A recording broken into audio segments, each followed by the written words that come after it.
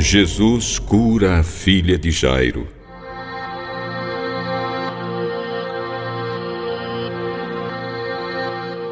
Cafarnaum, cidade da Galileia, situada à beira do lago de Tiberíades. Jesus começou a falar ao povo. Um homem chamado Jairo chegou aflito e, chorando muito, se jogou aos pés de Jesus. Mestre, minha filha está morrendo, ela só tem 12 anos, por favor, eu sei. O Senhor tem poder de curar minha filha. Vou lá agora mesmo. Pedro, Tiago, João, venham comigo. Os outros permaneçam aqui. Precisamos atender ao povo. Quando iam subindo a rua, chegou um empregado de Jairo. Ele estava muito nervoso. Seu Jairo, não precisa mais incomodar o mestre. A menina morreu.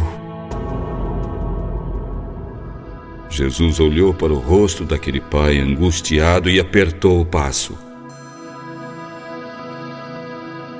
Jairo, não se preocupe, tenha fé, pode confiar.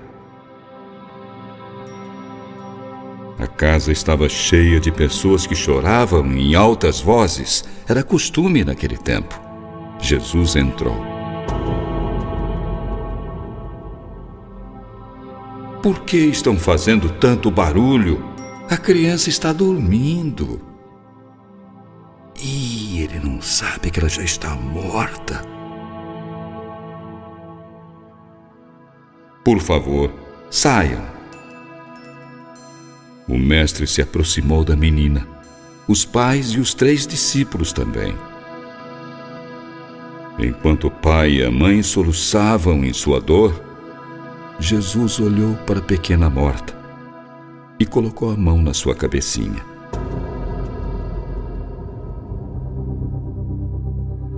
Menina linda, está na hora de acordar. Vamos, Talita, levante-se. Ela se mexeu, suspirou, abriu os olhinhos. Mamãe, por que você está chorando? A mãe não sabia se ria ou chorava de tanta felicidade. Esta criança, ela precisa comer alguma coisa.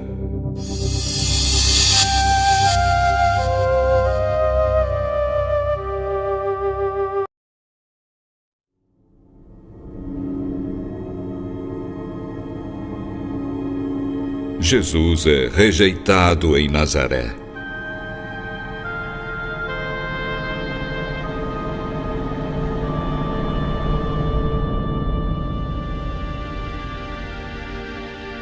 Aquele sábado foi um dia especial na vida de Jesus. Ele voltou a Nazaré da Galileia, sua terra natal. Foi pregar na sinagoga. Amigos, conhecidos e parentes de Jesus, todos estavam lá nesse dia. Alguns até se lembravam de quando ele era menino. Outros o conheceram como jovem carpinteiro que fazia berços para os bebês ou cangas para os bois. Como de costume, Jesus se levantou para ler as Escrituras Sagradas. Ele abriu o livro do profeta Isaías, onde estava escrito: O Espírito do Senhor está sobre mim. Ele me escolheu para levar a boa notícia aos pobres. Ele me enviou para anunciar a liberdade aos presos, dar vista aos cegos, libertar os oprimidos e anunciar o ano da graça do Senhor.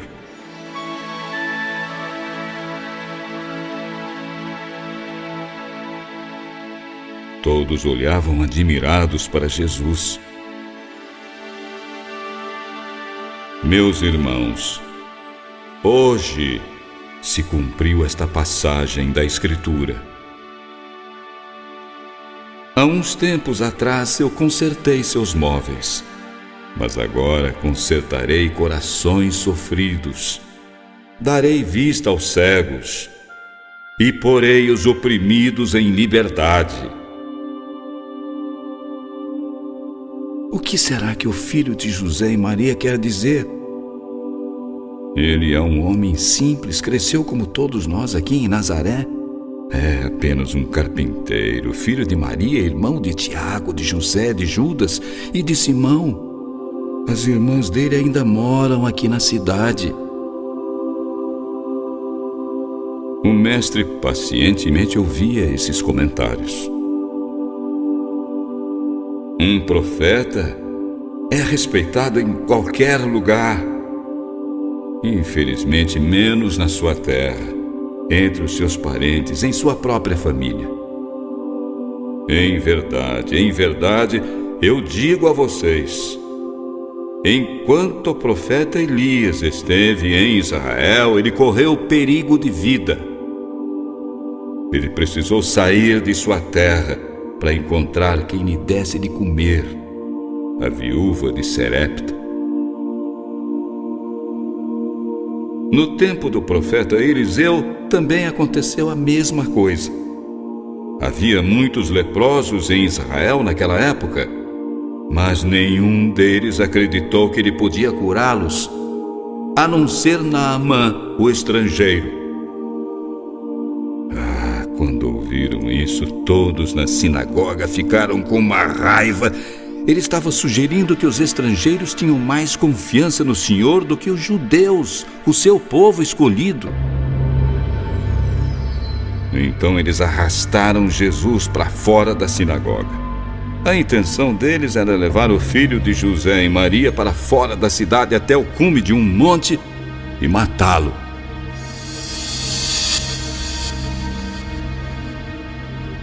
Mas o mestre conseguiu escapar misturando-se à multidão.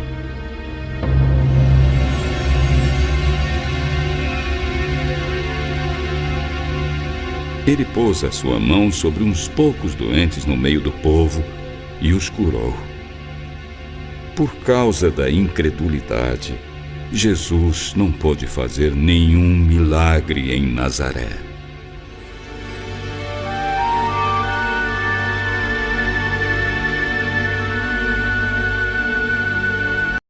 A morte de João Batista.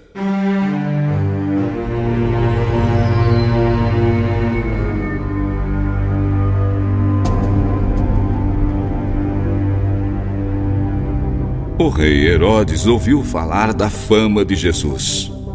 Alguns diziam: João Batista ressuscitou dos mortos, por isso ele tem poder para fazer tantos milagres. Outros diziam: é Elias, é um profeta. Herodes tinha mandado amarrar e prender João, porque o profeta lhe tinha dito muitas vezes: a lei proíbe que você se case com a mulher do seu irmão. O rei se casou com a cunhada Herodias, esposa de seu irmão Filipe. Herodes queria matá-lo, mas tinha medo dos judeus, porque eles achavam que João era profeta. No seu íntimo, Herodes respeitava João. Sabia que ele era um homem bom e até o protegia. O rei mal conseguia falar com João, ficava perturbado, mas gostava muito de ouvir as palavras do profeta. Herodias queria vingança. E esse dia chegou. Era o aniversário de Herodes. O rei convidou os auxiliares do palácio, os oficiais do exército e os cidadãos importantes da Galileia. Todos compareceram. De repente, no meio da festa, Salomé, a filha de Herodias, começou a dançar. E dançou maravilhosamente bem. Foi aplaudida de pé pelos convidados. O rei Herodes também elogiou a dançarina. Estava encantado. Salomé, peço o que quiser, minha filha. Eu juro Darei qualquer coisa que você me pedir, ainda que seja metade do meu reino. A dançarina sorriu, olhou para a mãe. Mamãe, o que devo pedir? Eu quero que você peça ao rei numa bandeja a cabeça de João Batista.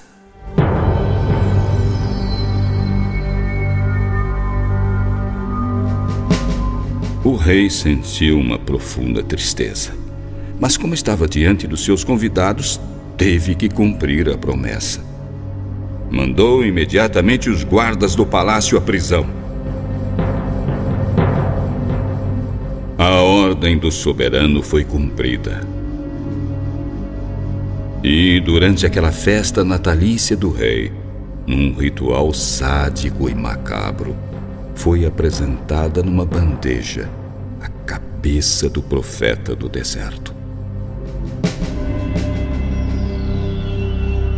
A morte brutal de João Batista anunciava a morte de Jesus. Isso porque tanto João como Jesus colocavam em perigo os princípios éticos daquela época.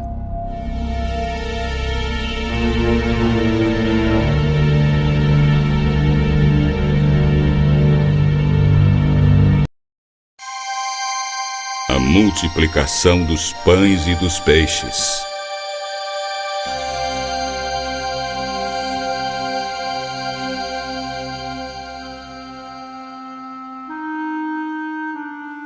Os apóstolos voltaram cansados da viagem que fizeram por toda a Galiléia.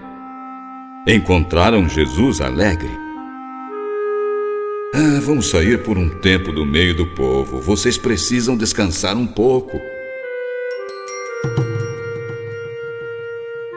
Os discípulos sequer tinham tempo de comer. Iam e vinham pregando o evangelho em toda parte. Partiram dali num barco à procura de um lugar tranquilo. Porém, uma grande multidão viu quando partiram.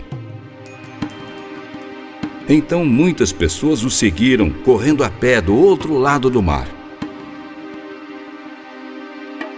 Jesus, ao desembarcar, olhou e viu a multidão perdida, sem direção. Eram como ovelhas desgarradas, não tinham pastor, abandonadas, famintas. Jesus teve compaixão e começou a ensiná-las. Ao entardecer, reuniu os discípulos. Estou com muita pena dessas pessoas. Há 3 dias estão comigo e agora não têm nada para comer. Se voltarem para casa, certamente vão cair de fraqueza pelo caminho. Tem razão, mestre. Já é tarde. Talvez elas encontrem na vila mais próxima algum alimento. Aqui não há mais nada para comer. Não se preocupem, meus discípulos. Vocês vão alimentar o povo. Mestre, seria preciso uma fortuna para conseguir comida para esta multidão. Quantos pães vocês têm? 5 pães e 2 peixes. Nada mais. Atenção, minha gente. Por favor, sentem-se. Todos se sentaram na relva, formando grupos de 50, 100 pessoas. Ele tomou os 5 pães e os 2 peixes. Ergueu os olhos para o céu. Pediu bênçãos e partiu os pães. Olhou para os discípulos. Agora vocês podem dar de comer ao povo. Todos comeram e ficaram satisfeitos. E os discípulos ainda encheram 7 cestos com os pedaços que sobraram. 4.000 homens comeram, sem contar as mulheres e as crianças. O grande ensinamento de Jesus está no fato de que não é preciso ter muito. Basta simplesmente dar e repartir entre todos o pouco que cada um possui.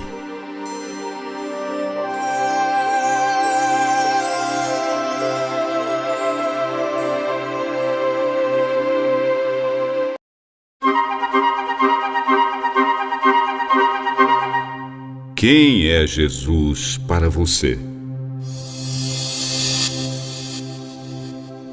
Atravessando o mar da Galileia, Jesus e seus discípulos foram à região de Cesareia de Filipe. Lá o mestre perguntou pela primeira vez: Meus amigos, quem os homens dizem que eu sou? Os discípulos ficaram se entreolhando. Bem, alguns dizem que o Senhor é João Batista que voltou à vida. Outros, Elias, o profeta que devia voltar de novo. Jeremias. Jesus pensou um pouco. E vocês?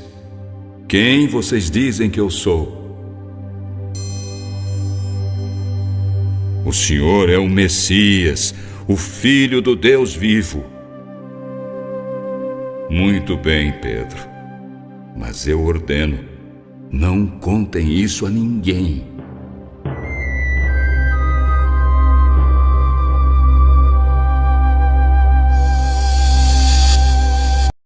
Jesus repreende Pedro.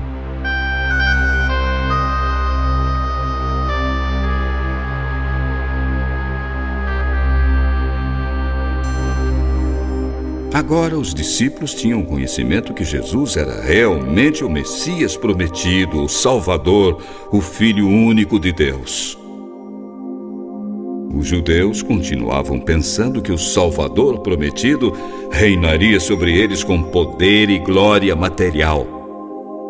Porém, Jesus não tinha o perfil do Messias esperado por eles.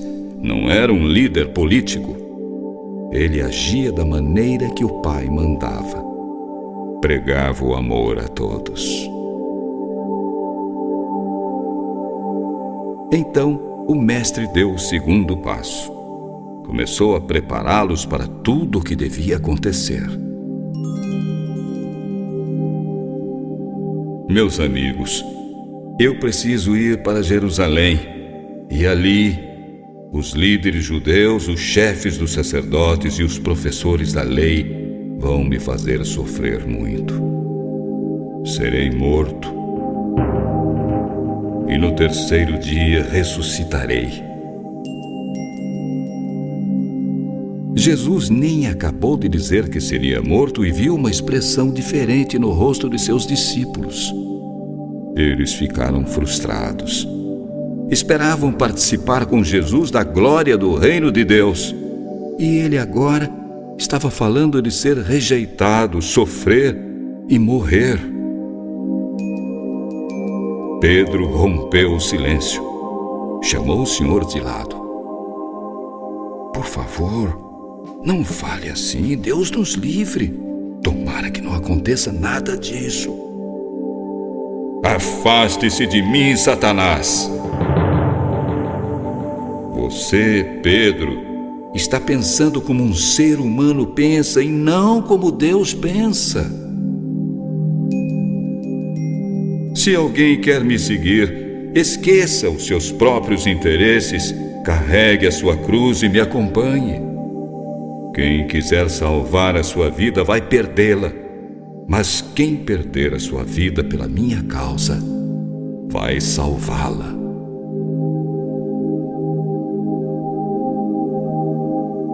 Que vantagem terá alguém se ganhar o mundo inteiro e perder a sua vida? Não há nada que possa pagar para ter a sua vida de volta. Se alguém se envergonhar de mim e das minhas palavras diante dessa geração adúltera e pecadora, também o Filho do Homem se envergonhará dele, quando vier na glória do seu Pai com seus santos. Eu garanto a vocês, alguns dos que estão aqui não morrerão sem ter visto chegar com grande poder o reino de Deus.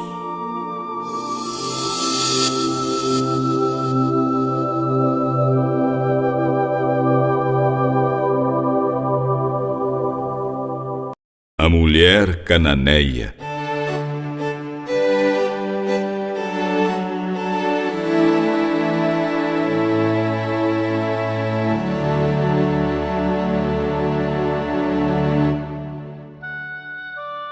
Jesus deixou a Galiléia.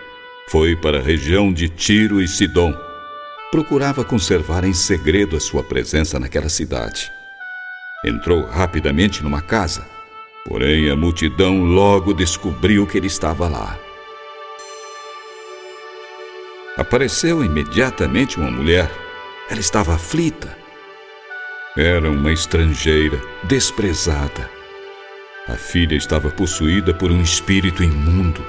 Ela se ajoelhou aos pés do mestre.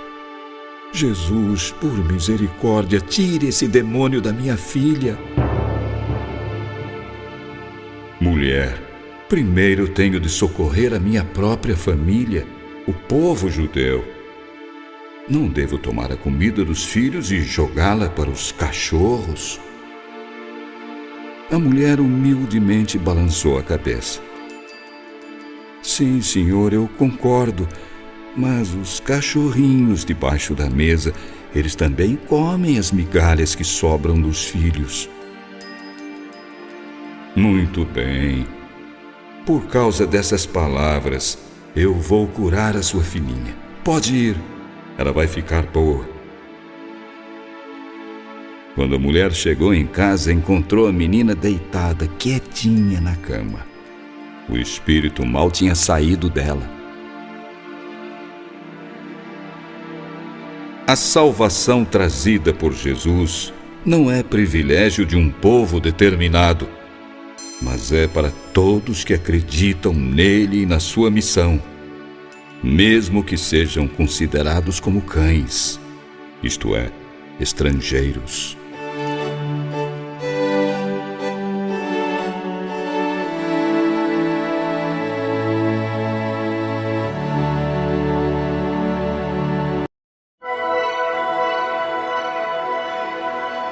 Outro milagre de Jesus. Ao sair de Tiro, Jesus foi para Sidom.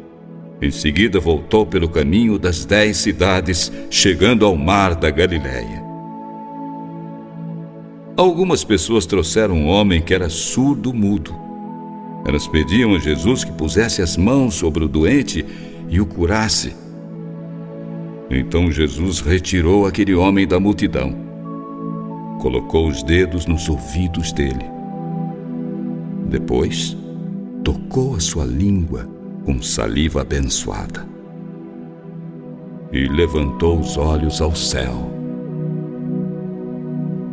Vamos, abra! Naquele mesmo instante, o milagre aconteceu. Todos ali ficaram admirados. E ele faz os surdos ouvirem e os mudos falarem. Jesus abre os ouvidos e a boca dos homens, para que eles sejam capazes de ouvir e falar, isto é, discernir a realidade e dizer a palavra que a transforma.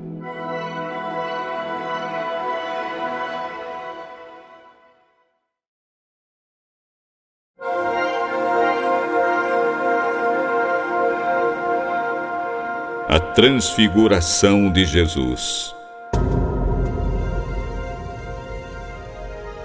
Jesus reuniu os discípulos. Alguns de vocês viverão para ver o reino de Deus chegar com grande poder e glória. Os discípulos não entenderam muito bem o que o mestre estava dizendo.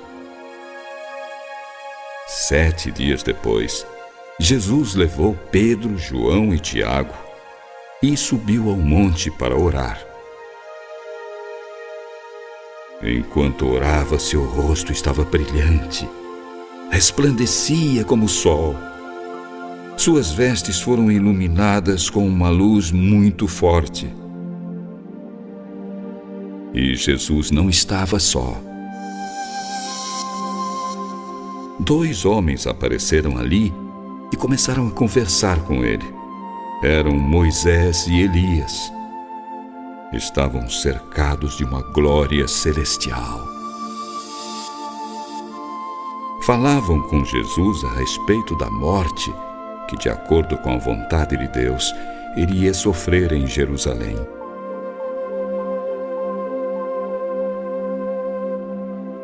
Pedro e seus companheiros estavam dormindo profundamente, mas acordaram e viram a glória de Jesus e os 2 homens que estavam falando com ele.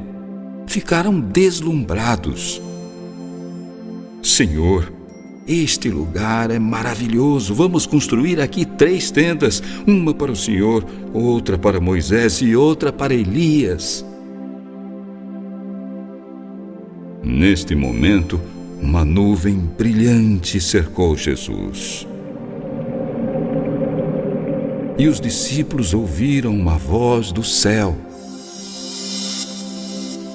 Este é o meu filho muito amado.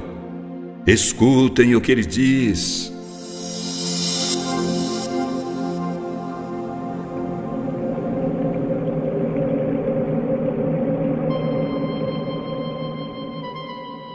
Os discípulos caíram por terra, esconderam o rosto.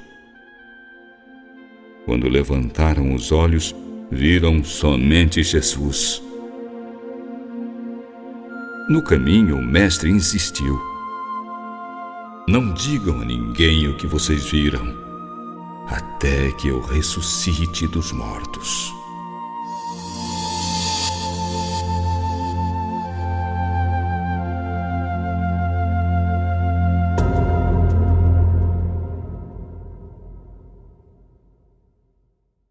A cura de um jovem.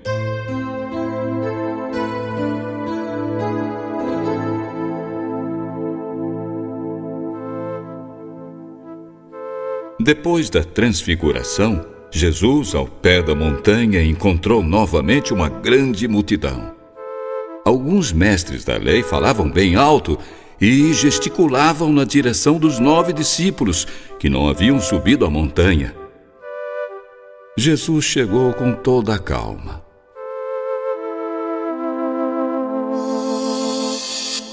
Por que vocês estão discutindo? Um homem saiu da multidão e entrou no assunto.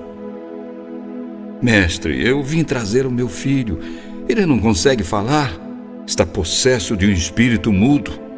Sempre que o demônio toma conta, ele espuma, range os dentes. Ele está se acabando. Então eu pedi aos seus discípulos que expulsassem este demônio, mas eles não conseguiram.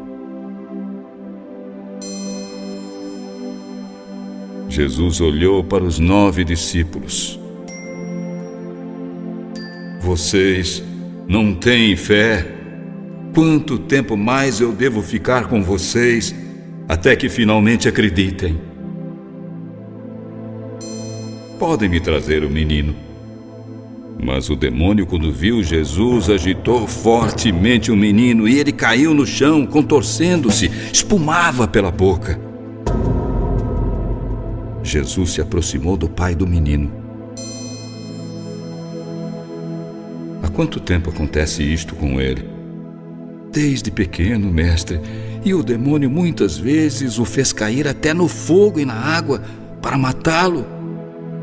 Senhor, tenha misericórdia de nós, por favor, se puder, faça alguma coisa.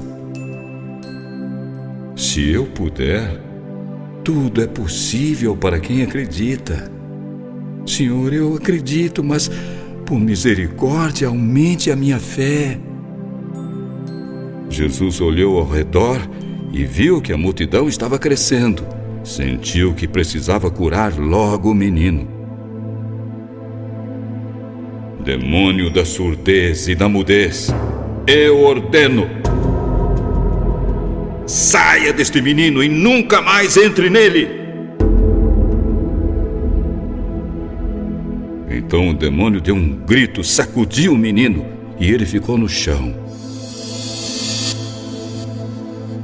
Parecia morto. Todos na multidão diziam entre si: acho que ele morreu. Mas Jesus, que tudo sabe, com muito desvelo, tomou o menino pelas mãos e ele se levantou. Vejam, ele está vivo. E passa muito bem.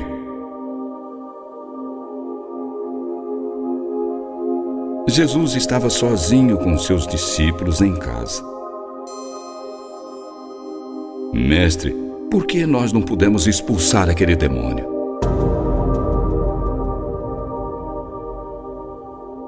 Casos como este, meus amigos, exigem muita oração. Partiram dali e voltaram para Galiléia. Jesus não gostava que divulgassem estes acontecimentos.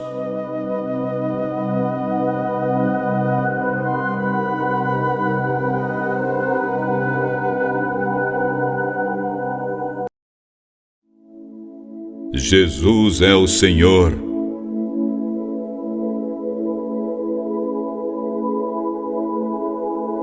Jesus estava no pátio do templo ensinando.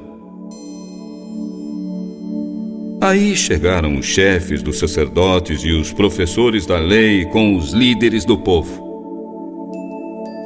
Diga-nos, que autoridade o senhor tem para fazer essas coisas? Quem lhe deu essa autoridade? Eu também vou fazer uma pergunta a vocês. Quem deu a autoridade para João batizar? Foi Deus ou foram os homens?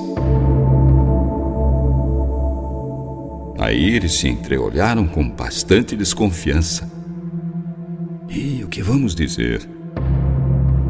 Se dissermos que foi Deus, ele vai perguntar: então, por que vocês não acreditaram na palavra de João? Mas se dissermos que foram os homens, vai ser pior ainda. Corremos o risco de ser apedrejados. Toda esta multidão acha que João é um grande profeta. Não sabemos quem mandou João batizar. Então, eu também não digo com que autoridade faço estas coisas.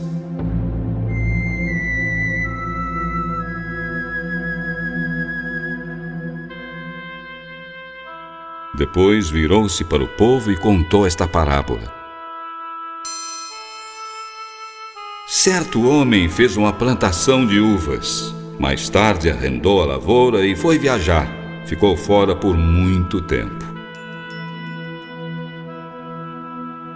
Quando chegou a época da colheita, ele mandou um empregado para receber a sua parte. Mas os arrendatários bateram nele e o mandaram de volta sem nada. Ele mandou outro empregado, mas ele também foi surrado.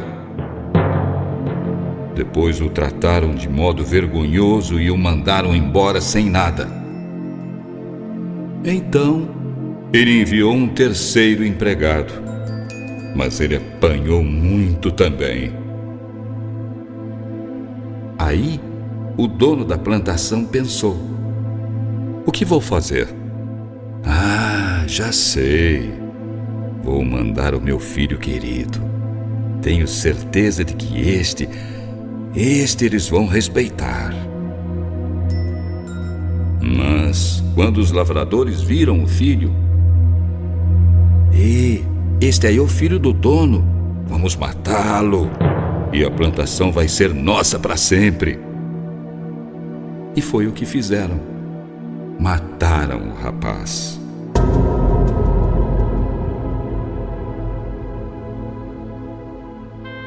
O que o dono da plantação vai fazer agora? Ele vai e pessoalmente mata aqueles homens e dá a plantação a outros.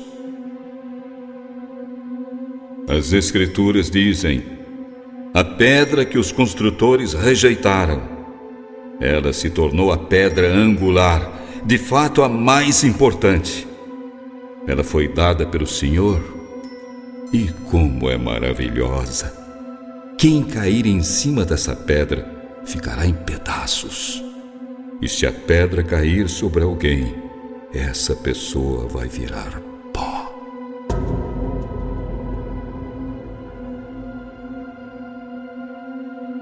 Os líderes judeus sabiam que a comparação era contra eles. E mais uma vez quiseram prender Jesus, mas tinham medo do povo. Os profetas foram sempre rejeitados pelos judeus, que transformaram o reino de Deus em propriedade particular, demonstrando desprezo por sua palavra e até recusando-se a aceitar o seu Filho, Jesus Cristo.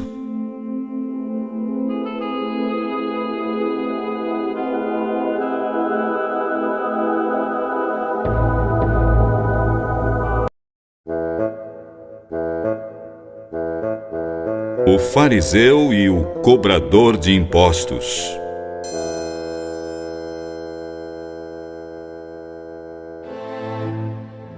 Jesus contou esta parábola para ensinar aqueles que se consideravam muito bons e desprezavam os outros.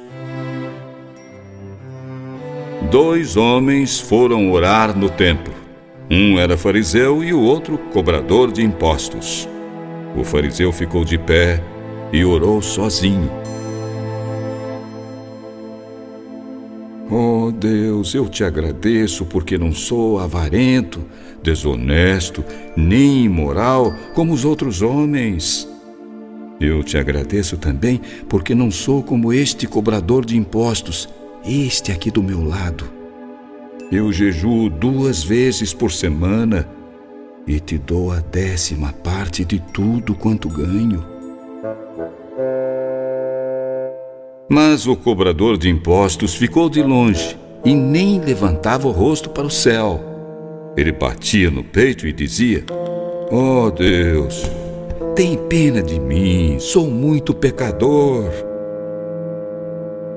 Eu afirmo a vocês, foi o cobrador de impostos e não o fariseu que voltou para casa em paz com Deus. Porque aquele que se exalta será humilhado, e quem se humilha será exaltado.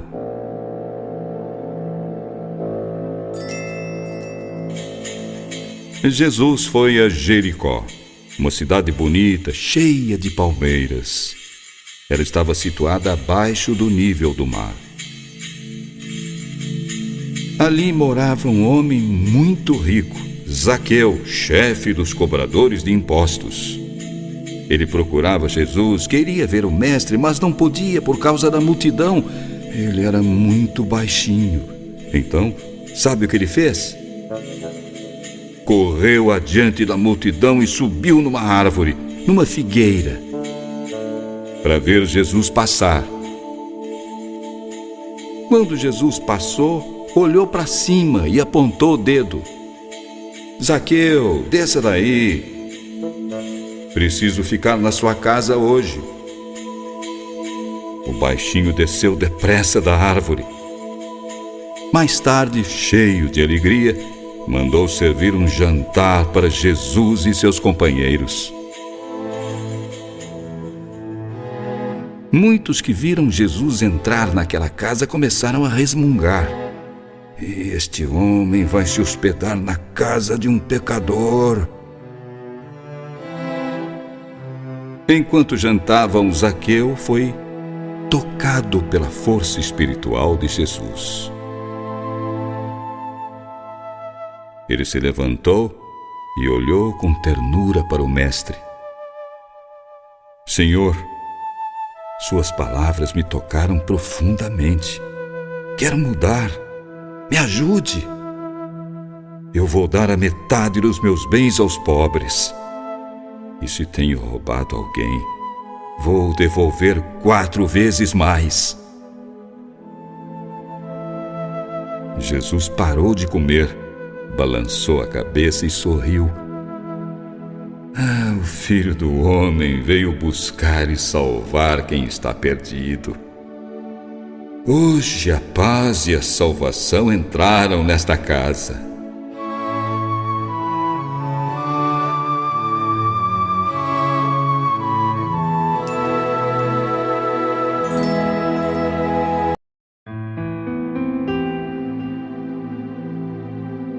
Quantas vezes devemos perdoar? Pedro se aproximou de Jesus. Mestre, quantas vezes devo perdoar uma mesma pessoa? Os fariseus ensinavam que no máximo deveria ser 3 vezes. Quantas vezes você acha, Pedro? 7 vezes, meu senhor. Não. Eu digo a você que é 70 vezes 7 que devemos perdoar os nossos irmãos, ainda que sejam a mesma pessoa. Analise comigo, Pedro. Certa vez um rei mandou verificar quanto cada um dos seus servos lhe devia. O primeiro devia tanto dinheiro que seria praticamente impossível pagar. O rei mandou então que seus bens, ele e toda a família, fossem vendidos para saldar a dívida. O homem ajoelhou-se aos pés do rei e implorou um prazo para o pagamento. E o rei, sabendo perfeitamente que ele jamais poderia pagar aquela dívida tão alta, sentiu pena dele. Tudo bem, levante-se. Vou perdoar a sua dívida. Não precisa me pagar mais nada. O homem saiu do palácio e, lá fora, encontrou um carpinteiro que lhe devia pouco dinheiro. Ele agarrou o homem pelo pescoço. Quero que você pague imediatamente o que me deve, tudo! O carpinteiro pediu um prazo. Inutilmente, ele não deu.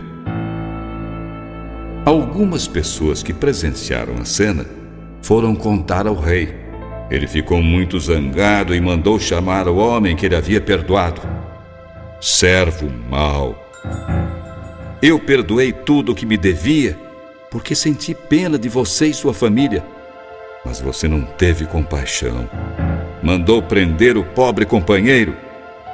Por isso você vai ser preso também, até que pague tudo o que me deve. É assim que o meu Pai agirá com todos vocês, se não perdoarem sempre uns aos outros e de todo o coração. Se não soubermos perdoar, não podemos jamais esperar pertencer ao reino de amor de Cristo.